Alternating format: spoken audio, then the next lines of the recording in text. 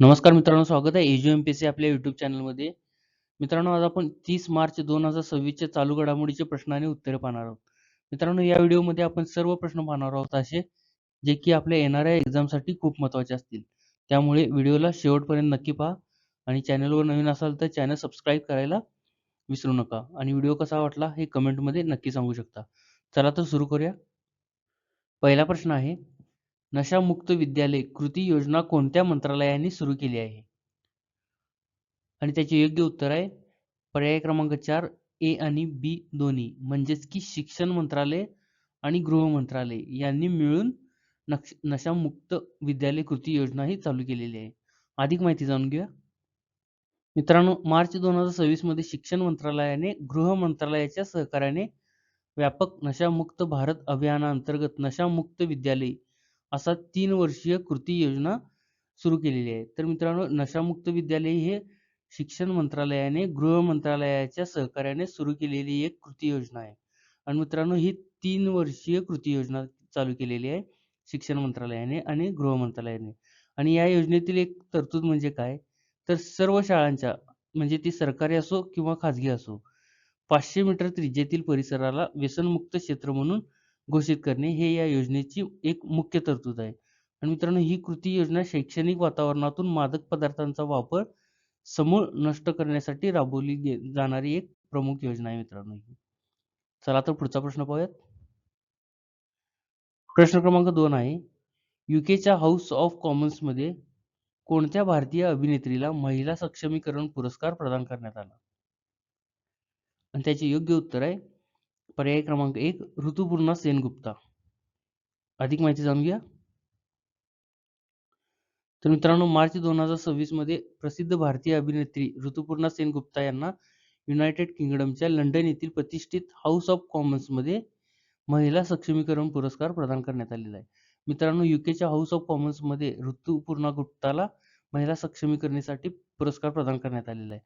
आणि मित्रांनो, हा त्यांना का पुरस्कार देण्यात आलेला आहे, तर कला आणि संस्कृती या क्षेत्रातील योगदानासाठी हा त्यांना सन्मान मिळालेला आहे मित्रांनो.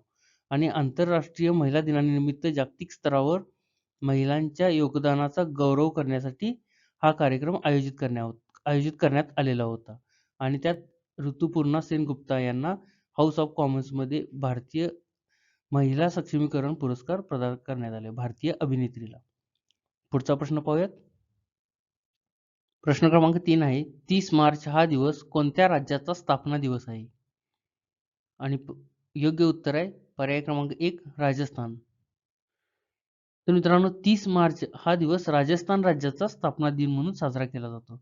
आता याची स्थापना कधी झाली, तर 1949 साली याच दिवशी जोधपूर, जयपूर, बिकानेर आणि जैसलमेर ही 4 राज्ये संयुक्त राजस्थान राज्यात विलीन झाली आणि हा प्रदेश राजस्थान म्हणून ओळखला जाऊ लागला. तर मित्रांनो, 1949 मध्ये जोधपूर, जयपूर, बिकानेर आणि जैसलमेर ही 4 राज्ये संयुक्त राजस्थानमध्ये विलीन करून एक राजस्थान असं 1949 ला राजस्थान राज्याची स्थापना झाली. चला तर पुढचा प्रश्न पाहूयात. प्रश्न क्रमांक 4 आहे, द डूमलोप ह्या पुस्तकाचे लेखक कोण आहेत? आणि त्याचे योग्य उत्तर आहे पर्याय क्रमांक 1 ईश्वर प्रसाद.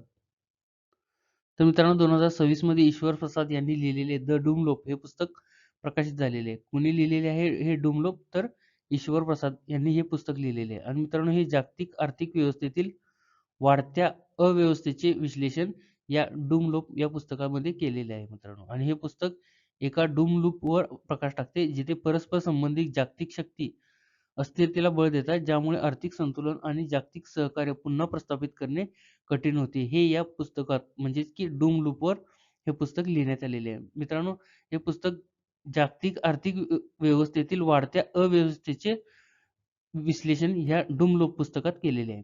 चला तर पुढचा प्रश्न पाहूयात. प्रश्न क्रमांक 5 आहे, कोणत्या राज्य सरकारने जलगंगा संवर्धन अभियानाचा 3रा टप्पा सुरू केला? आणि त्याचे योग्य उत्तर आहे पर्याय क्रमांक 3 मध्य प्रदेश. तर मित्रांनो, मध्य प्रदेशचे मुख्यमंत्री डॉक्टर मोहन यादव यांनी इंदूर येथून जलगंगा संवर्धन अभियानाच्या 3ऱ्या टप्प्याचा शुभारंभ केला. तर मित्रांनो, मध्य प्रदेशचे मुख्यमंत्री डॉक्टर मोहन यादव यांनी कुठून तर इंदूर येथून या जलगंगा संवर्धन अभियानाच्या 3ऱ्या टप्प्याचा शुभारंभ केलेला आहे मित्रांनो. आणि हे काय आहे तर ते 100 दिवसाचे अभियान आहे.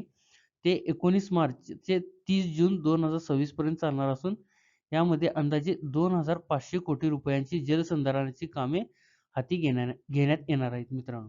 मित्रांनो, हे जलगंगा संवर्धन अभियानाअंतर्गत 100 दिवसाचे अभियान असून त्यामध्ये 2,500 कोटी रुपयांची जलसंधारणाची कामे या जलगंगा संवर्धन अभियानामध्ये राबवण्यात येणार आहेत. आणि मित्रांनो, या उपक्रमामध्ये नद्या, तलाव, विहिरी दुरुस्त आणि राज्यभरात मोठ्या प्रमाणात वृक्षारोपण मोहिमांचा समावेश असणार आहे या जलगंगा संवर्धन अभियानामध्ये. चला तर पुढचा प्रश्न पाहूयात. प्रश्न क्रमांक 6 आहे, सरहुल सण प्रामुख्याने कोणत्या राज्यात साजरा केला जातो? आणि त्याचे योग्य उत्तर आहे पर्याय क्रमांक 1 झारखंड. तर मित्रांनो, सरहुल हा सण कुठे साजरा करण्यात येतो? तर झारखंड या राज्यात प्रामुख्याने साजरा करण्यात येतो. त्याचबरोबर ओडिसा, पश्चिम बंगाल व छत्तीसगडच्या काही भागांमध्ये देखील हा सरहुल सण साजरा केला जातो. आता हा सरहुल सण काय आहे मित्रांनो? तर हा 3 दिवसाचा सण असून त्याची सांगता सामुदायिक मेजवानीने होते. म्हणजेच की ज्यानंतर पेरणी आणि नांगरणी यासारखी शेतीची कामे या सरहुल सणाच्या नंतर सुरुवात केली जातात. आणि सरहुल हा निसर्ग पूजेवर केंद्रित असलेला एक प्रमुख आदिवासी सण आहे, जो सूर्य आणि पृथ्वीच्या मिलनाचे आणि जीवनाच्या नूतनीकरणाचे प्रतीक आहे. कुठला सण? सरहुल सण. चला तर पुढचा प्रश्न पाहूयात. प्रश्न क्रमांक 7 आहे, समृद्ध ग्राम डिजिटल सेवा पथदर्शी उपक्रम कोणत्या संस्थेने सुरू केला आहे? आणि त्याचे योग्य उत्तर आहे पर्याय क्रमांक 3 दूरसंचार विभाग. तर मित्रांनो, केंद्रीय संचार आणि ईशान्य क्षेत्र विकास मंत्र्यांनी 14 मार्च रोजी गुना जिल्ह्यातील उमरी गावात समृद्ध ग्राम डिजिटल सेवा प्रायोगिक उपक्रमांतर्गत समृद्धी केंद्राचे उद्घाटन करण्यात आले. तर मित्रांनो, समृद्ध ग्राम डिजिटल सेवा पथदर्शी उपक्रमांतर्गत समृद्धी केंद्राचे उद्घाटन करण्यात आले आणि दूरसंचार विभागामार्फत हे पथदर्शी उपक्रम राबवण्यात आलेला आहे, म्हणजेच की DOT यामार्फत. आणि मित्रांनो, हा उपक्रम गावांमध्ये डिजिटल सेवा पोहोचवण्यासाठी जगातील सर्वात मोठ्या ग्रामीण ब्रॉडबँड नेटवर्कपैकी एक असलेल्या आपल्याला माहितच आहे की भारत नेट आहे आणि अंतर्गत केलेल्या हायस्पीड इंटरनेटचा वापर करतो हा समृद्धी ग्राम डिजिटल सेवा पथदर्शी उपक्रम. चला तर पुढचा प्रश्न पाहूयात. प्रश्न क्रमांक 8 आहे, युनायटेड किंगडम म्हणजेच की UK मध्ये भारताचे नवीन उच्चायुक्त म्हणून कोणाची नियुक्ती करण्यात आली आहे? आणि त्याचे योग्य उत्तर आहे पर्याय क्रमांक 1 पेरियासामी कुमारन. अधिक माहिती जाणून घेऊया. युनायटेड किंगडम म्हणजेच की UK मध्ये भारताचे नवीन उच्चायुक्त म्हणून पेरियास्वामी कुमारन यांची नियुक्ती करण्यात आलेली आहे मित्रांनो. आता पेरियास्वामी कुमारन कोणाची जागा घेतील?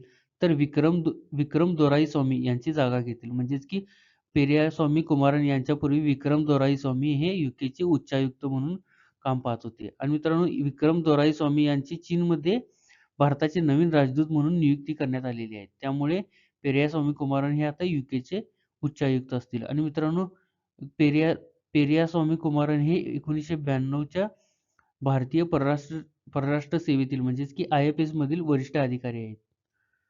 चला तर पुढचा प्रश्न पाहूयात. प्रश्न क्रमांक 9 आहे, मोबाईल वर्ल्ड काँग्रेस म्हणजेच की MWC 2026 कोठे आयोजित करण्यात आला होता? आणि त्याचे योग्य उत्तर आहे पर्याय क्रमांक 4 बार्सिलोना, स्पेन. तर मित्रांनो, मोबाईल वर्ल्ड काँग्रेस म्हणजेच की MWC 2026 2 ते 5 मार्च 2026 दरम्यान बार्सिलोना, स्पेन येथे आयोजित करण्यात आलेला होता. आणि मित्रांनो, हा मोबाईल आणि तंत्रज्ञान उद्योगासाठी जगातील सर्वात मोठा कार्यक्रम आहे. तर मित्रांनो, मोबाईल वर्ल्ड काँग्रेस ही दरवर्षी आयोजित होणारी सर्वात मोठा कार्यक्रम आहे तंत्रज्ञानासाठी. आणि या वर्षीचा तो कुठे आयोजित करण्यात आला? तर बार्सिलोना, स्पेन येथे आयोजित केला. आणि 2026 ची थीम काय होती? तर द इको एरा ही या 2026च्या मोबाईल वर्ल्ड काँग्रेसची थीम होती. चला तर पुढचा प्रश्न पाहूयात.